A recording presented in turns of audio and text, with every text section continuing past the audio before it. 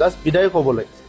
হ'ব লাগে বুলি ভাবিছে তেখেতে মই বিধায়ক হ'ব লাগে, কিন্তু বিধায়ক হোৱাৰ পিছত কি কৰিব ইয়াৰ এজেণ্ডা বহুতৰে নাই।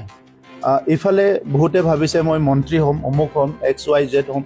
হোৱাত কোনো অসুবিধা নাই, কিন্তু হৈ পেলাই যদি ৰাইজৰ কাম নকৰে, অঞ্চলৰ কাম নকৰে, জাতিৰ কাম নকৰে, ৰাজ্যখনৰ কাম নকৰে, তেতিয়াহে ইয়াৰ পৰা আশা যিটো ৰাইজৰ থাকে এই আশাটো পূৰণ নহয়। বিভিন্ন সমস্যাবিলাক যিটো ৰাস্তা দলঙেদি পূৰণ নহয়, এই কামবিলাক কৰিবলৈ আমাৰ দলে সিদ্ধান্ত লৈছে যে বিধানসভাত এইবাৰ শক্তিশালী এটা ৰোল UPPLৰ পৰা প্লে কৰিব লাগে, যিটো নেকি অকল পাৱাৰ পলিটিক্স নহয়। এতিয়া বিধায়ক হ'বলৈ বহুত বিচাৰিছে যে এজন জাষ্ট বিধায়ক হ'বলৈ, সেইকাৰণে এইবাৰ নিৰ্বাচনত আমি অকলে কণ্টেষ্ট কৰিছোঁ। বহুত দলে ইটো ছাইড নহ'লে সিটো ছাইড মানে হয়, তো আমি কোনো ছাইড লোৱা নাই। আমি এইবাৰ অকল নিউট্ৰেলি মাজত থাকি ৰাইজৰ পক্ষত, ৰাইজৰ লগত থাকি আমি নিৰ্বাচনত কণ্টেষ্ট কৰিছোঁ। গতিকে আমি সম্পূৰ্ণ আশা কৰিছোঁ যে ৰাইজৰ যি মৰম,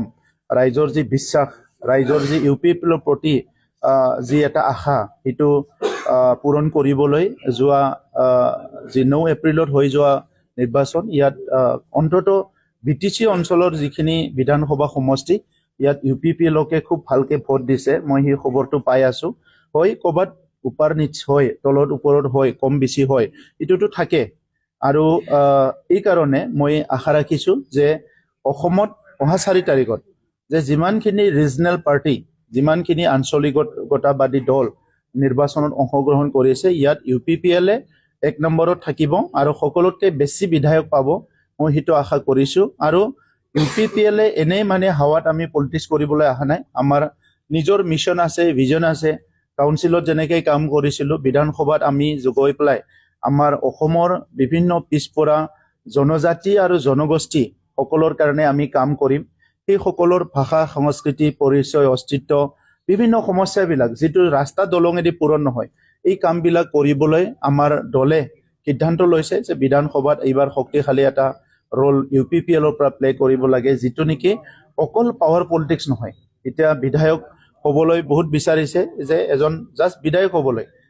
হ'ব লাগে বুলি ভাবিছে তেখেতে মই বিধায়ক হ'ব লাগে, কিন্তু বিধায়ক হোৱাৰ পিছত কি কৰিব ইয়াৰ এজেণ্ডা বহুতৰে নাই।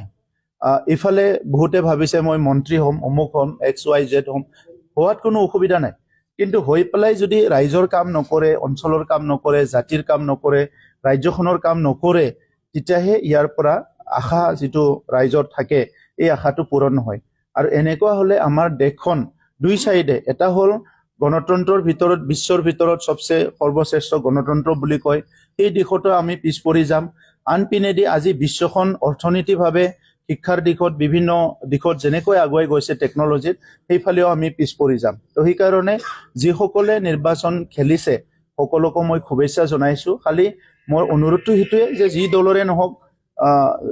য'ৰ পৰাই নাহক, তেখেতসকলে যাতে বিধানসভাত আহি ৰাইজৰ কাৰণে কাম কৰে আৰু ৰাজ্যখনত যাতে কোনো ধৰণৰ সমস্যা নাহে, ইয়াত সকলো যাতে ৰোল লয়, সেইটোৰ কাৰণে মই অনুৰোধ কৰিম। মই আগৰ পৰা ময়ো চাই আছোঁ, এনেকা এটা টিভিত বহি এণ্টাৰটেইনমেণ্ট এটা ল'ব পাৰে যদি এনেই ল'ব বিচাৰে যে টিভিত এইটো বজাইছে, আজতকে অমুক বজাইছে, NDTVয়ে অমুক বজাইছে, ৰিপাব্লিকে অমুক বজাইছে, এনেকৈ চাই পেলাই এটা এণ্টাৰটেইনমেণ্ট ল'ব পাৰে। যদি এজন নাগৰিক হিচাপে ভাবিবলৈ বিচাৰে, এজন দেশৰ এজন শুভচিন্তক হিচাপে যদি মই ক'ব বিচাৰোঁ, তেনেকুৱা এক্সিট পলবিলাকে এটা মাৰ্কেটিঙৰ বাহিৰে একো নহয়। এইটো মানে ইমান ব্যস্ত কৰি ৰাখে 2 দিন 3 দিন মানুহবিলাকক, আৰু সেইটো লৈ পেলাই গোটেই মানুহবিলাকে হিচাপ নিকাচবিলাক কৰি থাকে। কিন্তু নিৰ্বাচনটোতো হৈ গ'ল 9 এপ্ৰিলত। 9 এপ্ৰিলত ৰাইজে ভোট দিলে, ৰাইজৰ ভোট এতিয়া EVM মেচিনত আছে। তো EVM মেচিনত কাউণ্টিং হ'ব অহা 4 মে'ত। আগৰ দিনবিলাকত তেনেকৈ আছিলে, বেলট পেপাৰত ইলেকশ্যন হৈছিলে বা EVMতে হওক যে ইলেকশ্যন হৈ গ'ল, নিজৰ মনোপ্ৰীত প্ৰাৰ্থীবিলাকক, দলবিলাকক ভোট দিলে,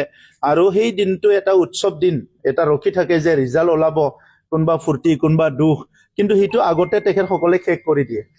এইফালেদি এতিয়া কিমান মানে ক'ত কি যোৱা হৈছে, কিবা হৈছে, সেইটোতো আমি ক'ব নোৱাৰোঁ। চ' সেইকাৰণে এই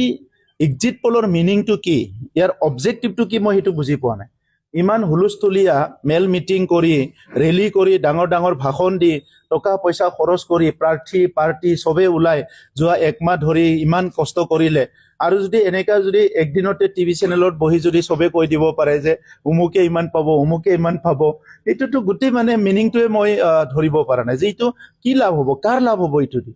তাৰপিছত যেতিয়া ৰিজাল্টটো ওলাব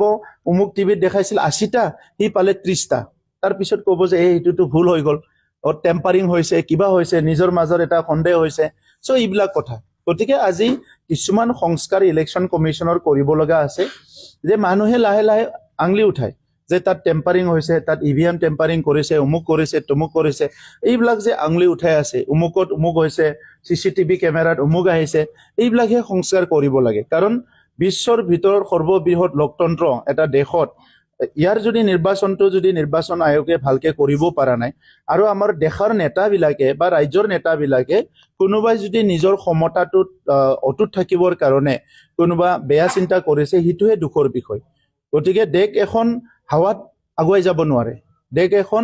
ইয়াৰ ফাউণ্ডেশ্যনটো ষ্ট্ৰং হ'ব লাগিব আজি বিশ্বত বিভিন্ন দেশবিলাক আমি কলাপছ হোৱা দেখিছো বিভিন্ন দেশ উঠি অহা দেখিছো যে যি দেশৰ ওপৰত আমি কোনো তেনেকুৱা ধৰা চিন্তা কৰা নাই সেই দেশবিলাকো কলাপছ হোৱা দেখিছো কিছুমান বিশ্বত এনেকুৱা মানে দপাই থকা নেতাবিলাকৰ কিছুমান কাণ্ড কাৰখানাবিলাক কেতিয়াবা ওলাই যায় সেইটো দেশৰ মানুহৰ কাৰণে খুব এটা ফ্ৰাষ্ট্ৰেটিং এটা মেছেজ হয় গতিকে আজি আমাৰ দেশখন আমি বহুত ভাল পাওঁ ইয়াৰ চিষ্টেমটো আমি ভাল পাওঁ ইয়াৰ অনুষ্ঠান প্ৰতিষ্ঠানবিলাক আমি ভাল পাওঁ গতিকে আজি সেই দিশতে আমি চাব লাগে এমএলএ মন্ত্ৰী হৈ পেলাই কিমান কাম কৰিব 70 বছৰত কোনে কিমান কৰিছে ইয়াৰ ইতিহাসটোতো চবৰে চকুৰ আগত ভাহি আছে গতিকে আজিৰ সময়ত দেশখনৰ যিটো ভেলু মানে যিটো মূল্যবোধ বুলি কয় সেইটো মানে নষ্ট হ'ব নালাগে